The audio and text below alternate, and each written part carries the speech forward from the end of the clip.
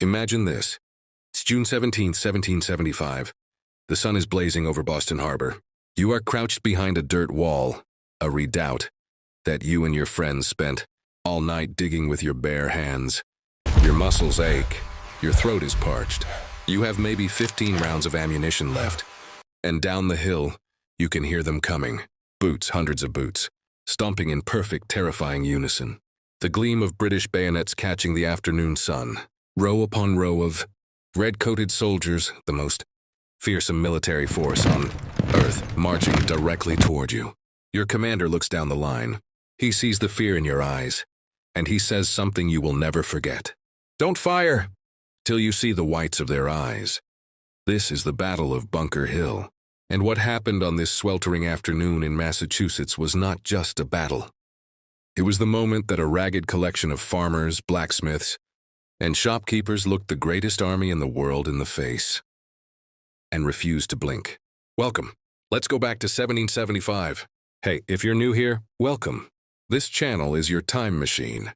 Every video, we dive deep into a moment in history that changed everything.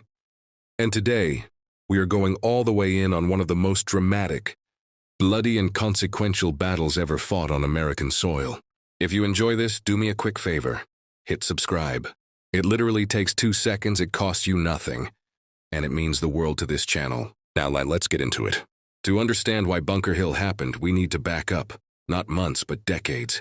Section 1, the world before the battle. To understand why Bunker Hill happened, we need to back up, not months, but decades. For most of the 1700s, the 13 American colonies and Great Britain had a complicated relationship. Britain needed the colonies for trade. The colonies needed Britain for protection. It was functional, tense but functional. Then came the 1760s. Britain had just finished fighting the enormously expensive 7 Years' War, known in America as the French and Indian War. And guess who got the bill? That's right, you did. The colonists.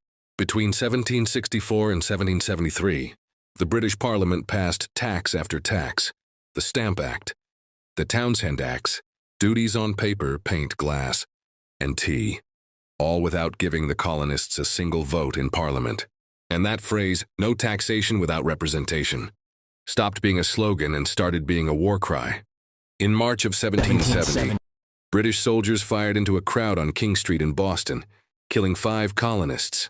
It became known as the Boston Massacre. The propaganda posters spread through every colony like wildfire.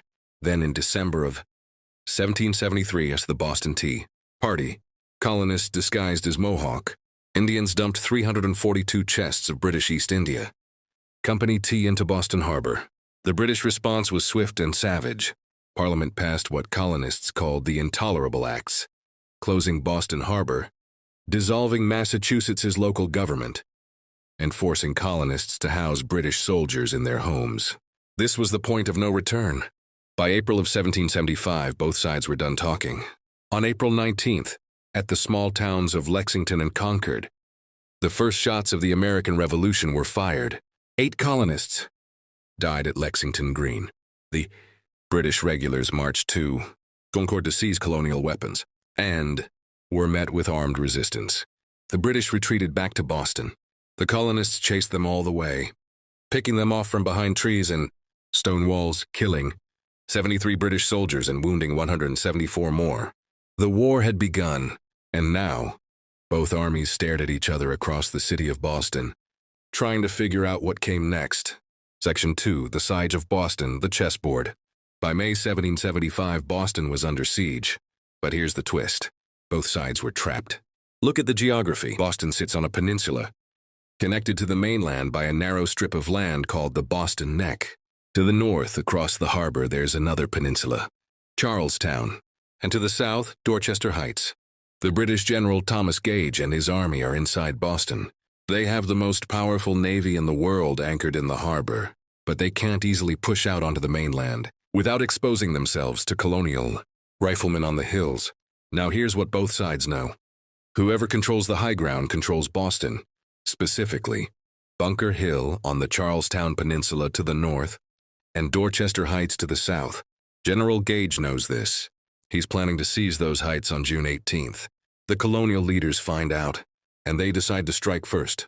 Section 3. The night of June 16th, digging in the dark.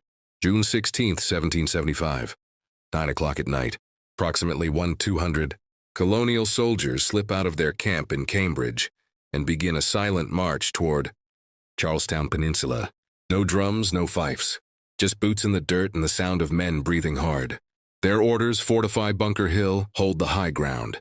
Now here's a detail that historians have debated for 250 years. The officers on the ground, Colonel William Prescott and General Putnam, make a decision. Instead of fortifying Bunker Hill, which is the larger and safer position, they begin building on Breed's Hill. Breed's Hill is smaller, closer to Boston, and dangerously exposed to the British fleet in the harbor. Nobody agrees on who made the call or exactly why. Some say it was a mistake. Some say it was deliberate, to provoke the British into a frontal assault. Either way, it changes everything.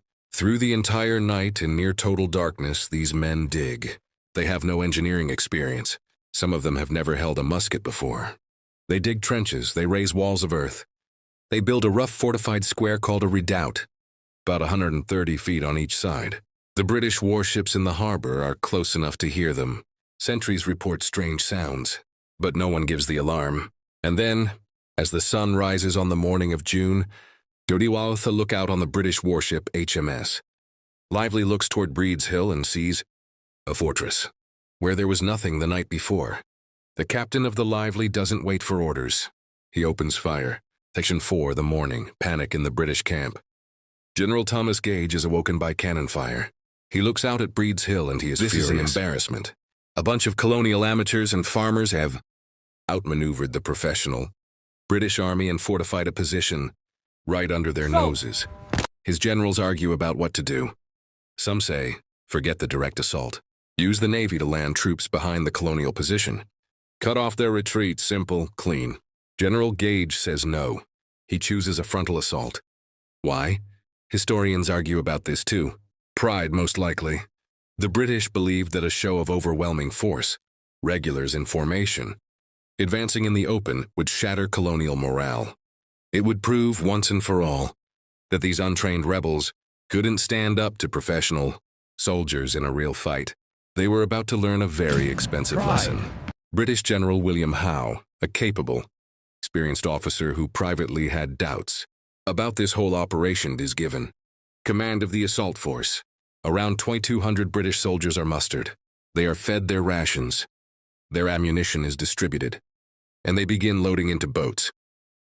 On the hill above and watching all of this, Colonel William Prescott surveys his defenses. He knows his men are exhausted from a night of digging. He knows they're running low on gunpowder. He knows that if the British get close enough, his men will panic and run. He makes a critical decision. He gives the order that will define this battle and echo down through American history. Do not fire until the enemy is close. Section 5, the colonial defenders. Who were these men? Before we get to the assault, I want to stop for a moment. Because it's easy to talk about battles as if they're chess pieces on a map. Unit A versus Unit B, red versus blue. But on that hill on June 17th, 1775, there were people. Real, breathing, terrified human beings. And I think they deserve a moment. The colonial defenders were ordinary men. Farmers from Massachusetts and Connecticut and New Hampshire. A blacksmith who hadn't slept in 36 hours. A schoolteacher with 3 children at home. A 19-year-old who'd never been in a battle. They were fighting in a loose coalition with no formal training, no uniforms, and barely enough ammunition for one sustained engagement. Some of them didn't even have bayonets, because they had no idea that bayonets would matter so much in the hours to come. And then there was Dr. Joseph Warren. Joseph Warren was 34 years old. He was a physician, a patriot leader, one of the most popular and respected men in Massachusetts. He was the one who sent Paul Revere on his midnight ride just 2 months earlier. He had been commissioned a major general by the Massachusetts Provincial Congress. He outranked almost everyone on that hill, and yet he chose not to command. He picked up a musket and asked Colonel Prescott if he could serve as a simple volunteer in the ranks. He didn't have to be there. He chose to be there. Remember that name. Remember that choice. Section 6. The first assault, fire and fury. Around 3 o'clock in the afternoon, the British begin their advance. It is brutal to watch even now, just imagining it. The British regulars march in tight formation, 3 lines of men. In full kit, muskets at the ready, in the sweltering June heat. They're carrying 60-pound packs. They're climbing a steep hill covered in tall grass, wooden fences and stone walls. On the hill, the colonial defenders hold. They are silent. Their muskets are raised. Some of them are shaking. The British get closer, 200 yards, 150 yards. You can see their faces now. You can see the buttons on their red coats. Still no order is given. 100 yards. The grass is trodden flat by their boots. 80 yards. And then, from behind the redoubt walls, the order finally comes. Fire! The effect is devastating. The colonial volley, disciplined, controlled, aimed. Low at the enemy's legs and torsos. Tears through the British front ranks. Men fall by the dozens. Officers on horseback are cut down first. The British formation staggers, breaks, and for the first time that day begins to retreat. The colonists have repulsed the most powerful army on earth. But there's no celebration. Prescott knows this isn't over. The British regroup at the base of the hill. The colonial defenders reload. The wounded are dragged from the line. And then, impossibly, the British begin to advance again. The second assault is even more ferocious. The British come in faster this time, more desperate, more angry. And again, the colonial defenders wait, and wait, and wait. And again, the volley tears through the British lines with catastrophic effect.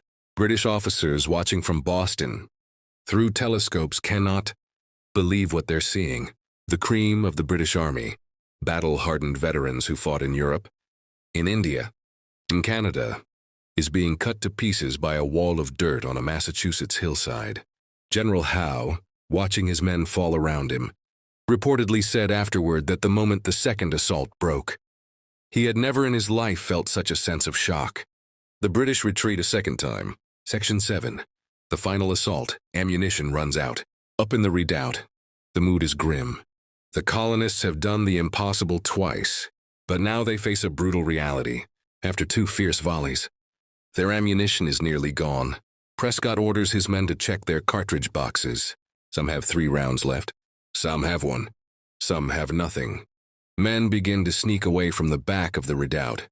Not out of cowardice, out of simple arithmetic. No bullets means no battle. Below, General Howe is reorganizing for a third assault. This time he changes tactics.